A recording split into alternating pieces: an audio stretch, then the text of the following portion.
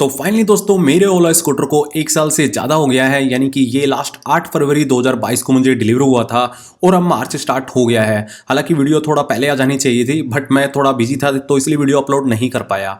आज की इस वीडियो में मैं अपना पर्सनल रिव्यू शेयर करने वाला हूं कि ओला S1 Pro मुझे कैसा लगा है, क्या क्या इसमें परेशानियां आज तक मुझे हुई हैं और ये कितनी रेंज निकाल कर अभी रेगुलर यूज़ में मुझे दे रहा है और अभी तक क्या क्या पार्ट इसका मैं चेंज करवा चुका हूँ। तो सबसे पहले तो दोस्तों इस स्कूटर का मीटर चेक कर लेते हैं। ये स्कूटर 16,434 किलोमीटर मैंने 1 साल में चला दिया है। इस स्कूटर को लेने के बाद में थोड़ी सेलिब्रिटी वाली फीलिंग तो जरूर से आई थी।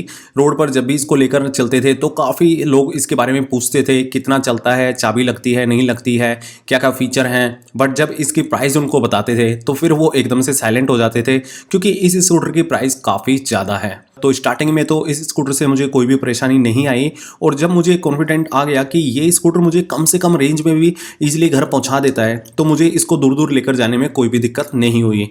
लेकिन एक दिन रात को ये स्कूटर सडनली बैटरी ड्रॉप कर गया, जिसने मेरा सारा भरोसा तोड़ दिया था। और फिर रात को ही मैंने RSA टीम को कॉल किया। वो 1 घंटे के अंदर मेरे पास आ गई थी और मेरा स्कूटर सर्विस सेंटर लेकर वो चले गए थे।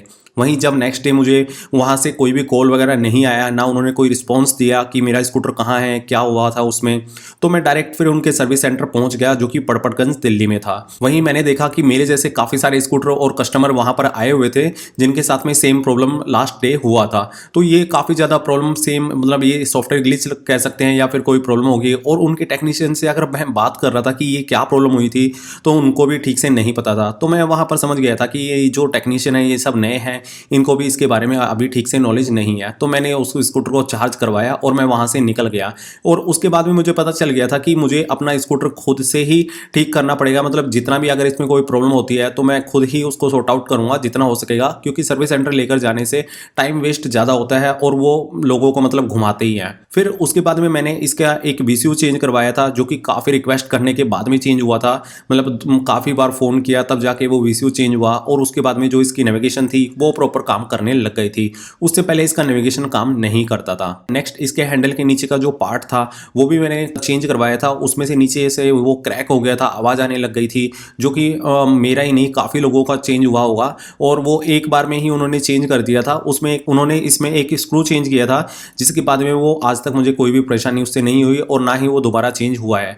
बट मैंने देखा है कि लोगों का 2-2, 3-3 बार चेंज हो चुका है। नेक्स्ट इसका MOS 3 का अपडेट भी काफ़ी लेट मिला मुझे। फिर उसके अपडेट के बाद में इसका म्यूजिक प्ले करते हुए स्कूटर चलाना, इसकी विजिट्स वगैरह सब कुछ काफ़ी अच्छे से मैं इसको यूज़ कर रहा था। लेकिन अभी पीछे कुछ महीनों से इसका जो फ़ोन से कनेक्ट करने वाला ऐप है वो ठीक से काम नहीं कर रहा। अगर फ़ोन कुछ घंटों के लिए इससे दूर चला जाता है तो इसके फिर ब्लूटूथ दोबारा से कनेक्ट करना पड़ता है, वो भी प्रॉपर तरीके से काम नहीं करता। और ना ही इसका अभी तक कॉलिंग वाला फीचर ठीक से काम करता है। वो फीचर जब से आया है तब से मैं सिर्फ 2 ही बार यूज़ कर पाया हूँ उसको। और कॉल नोटिफिकेशन आती है लेकिन उसमें भी नाम शो नहीं होता। हालांकि इनके जो लॉन्च इवेंट में था वो नेम वगैरह शो करता था, उसमें दिखाया था, बट ऐसा अभी इसमें कुछ भी नहीं हो रहा। तो ये सब वैसे इनके सॉफ्टवेयर में ग्लिच की वजह से भी हो सकता है, और ये एक नया अपडेट आएगा तो शायद से ठीक भी हो सकता है।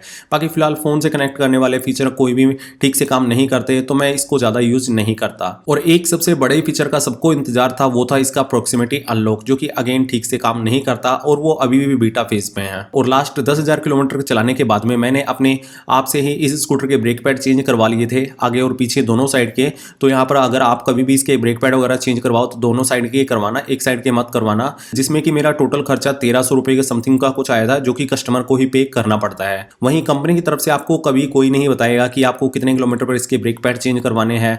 आपको या तो इसके ब्रेक पैड से आवाज़ आने लग जाएगी या फिर आपको खुद से ध्यान रखना पड़ेगा। नेक्स्ट एक बार मेरा इस स्कूटर से एक्सीडेंट हो गया था, किसी ने पीछे से उसमें ठोक दिया था, तो इसकी ब्रेक लाइट और वो साइड का थोड़ा सा पैनल वगैरह टूट गया था, जिसके चलते मैंने ICC कंपनी से इसका इंश्योरेंस लिया हुआ है और उससे मैंने क्लेम लिया था, जिसका टोटल बिल मेरा 8,000 रुपये का आया था। जिसके लिए मेरा ये स्कूटर 2 दिन तक कंपनी में छोड़ना पड़ा मुझे, और फिर वो सब कुछ ठीक हो गया, जिसमें कि मुझे ज़्यादा कुछ परेशानी नहीं आई। वहीं अगर आप उस एक्सीडेंट का फुल डिटेल वीडियो देखना चाहते हैं तो मैंने वो ऑलरेडी वीडियो बनाया हुआ है। बाकी मैंने उसका कुछ भी पे नहीं किया था। यहाँ पर मुझे शायद से 250 या 300 रुपये मैंने उसका पे किया था, बाकी सब कुछ क्लेम में ही मेरा निकल गया था। तो ये तो हो गई दोस्तों इस स्कूटर की दिक्कत जो कि मुझे आज तक आई है, जो कि काफ़ी कम है अगर कंपेयर करें और लोगों से, जो कि मेरे पास कमेंट और मैसेज वगैरह आते रहते हैं कि किसी का डिस्प्ले खराब हो गई है, डिस्प्ले चेंज हो रखी है, किसी की बैटरी तक खराब हो गई है, बैटरी भी चेंज हुई है, किसी की सीट 2 बार चेंज हो चुकी है, किसी की मोटर से साउंड आता रहता है, तो किसी किसी के फ्रंट सस्पेंशन से साउंड आता रहता है। तो ये सब दोस्तों यहाँ पर यूनिट पर डिपेंड करता है। मैं इस मामले में लकी हूँ कि मेरा जो ये स्कूटर का यूनिट है ये ठीक निकला है। हालांकि कंपनी अपने सभी मॉडल को रोबोट वगैरह से बनवाती है, बट फिर भी कहीं ना कहीं इनमें कुछ ना कुछ दिक्कत रह ही जाती है। वहीं अब बात करें इस स्कूटर के परफॉर्मेंस की, तो ये स्कूटर जैसा पहले दिन आया था वैसे ही बिल्कुल चल रहा है। आज तक इसकी परफॉर्मेंस डाउन नहीं हुई है, जो कि काफ़ी ज़्यादा इंप्रेसिव है। वहीं मूव S3 आने के बाद में इसका इको मोड काफ़ी ज़्यादा यूजफुल है, और इसके अदर मोड्स की बात करूँ तो वो हाइपर एंड स्पोर्ट में कभी कभी अगर थोड़ा बहुत जल्दबाजी में होता हूँ तो मैं यूज़ करता हूँ, अदरवाइज वो दिल्ली के ट्रैफिक में यूज़ भी नहीं हो पाता। अभी रिसेंटली एक वीडियो बनाया था जिसमें कि मैंने इसका रेंज टेस्ट भी किया हुआ है, और वहाँ पर हमें जो रेंज निकल कर आई थी वो थी 130 किलोमीटर की, यानी कि रेगुलर यूज़ में वैसे तो मुझे 120-130 की ही रेंज मिलती है, और वहाँ पर भी जो हमने रेंज निकाली थी वो काफ़ी अच्छी रेंज थी। हालांकि इको मोड में आने के बाद में बार बार ये आउट ऑफ चार्ज हो गया था, तो वो शायद से इनका अगेन सॉफ्टवेयर ग्लिच ही है। बाकी इस स्कूटर का बूट स्पेस मैं काफ़ी यूज़ करता हूँ। सर्दियों के टाइम पर मेरा इसमें एक्स्ट्रा जैकेट, बैग, हेलमेट सब कुछ ईजिली फिट हो जाता है, बट इसके फ्लोर बोर्ड में जो लगा हुआ हम्प है वो काफ़ी ज़्यादा परेशान करता है, जो कि कंपनी को नेक्स्ट मॉडल में मैं कहूँगा कि निकाल देना चाहिए।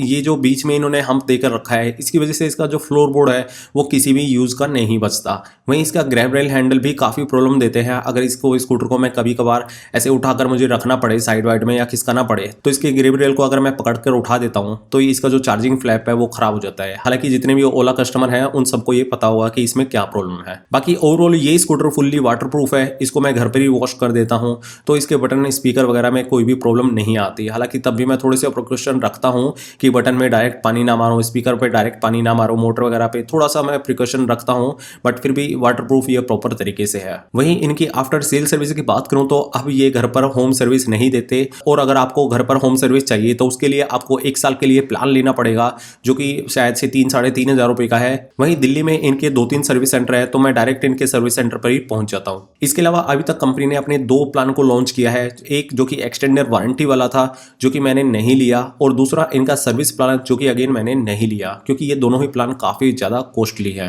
बाकी अब जो नए मॉडल आ रहे हैं ओला के, उनमें फिजिकल प्रॉब्लम कम देखने को मिल रही है, गैप्स वगैरह कम देखने को मिल रहे हैं, और उनको थोड़ा सा अपडेट करके दे रही है कंपनी।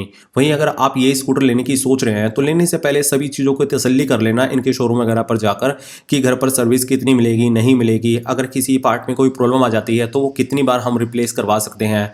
बाकी इस स्कूटर की गिमिक फीचर जैसे कि साउंड, विजिट्स, कॉल, मैसेज वगैरह को देखकर आप ये स्कूटर बिल्कुल बाय मत करना, क्योंकि वो सभी फीचर ठीक से काम नहीं करते। तो ये था दोस्तों मेरा टोटल ओवरऑल ओला S1 Pro का रिव्यू। होप इस वीडियो से जरूर आपको कोई ना कोई मदद मिली होगी। अगर ये वीडियो थोड़ा सा भी आपको हेल्पफुल लगा हो तो प्लीज वीडियो को लाइक कर देना। मैं मिलता हूं आपसे कोई ऐसी नई वीडियो में, तब तक के लिए stay safe and safe ride.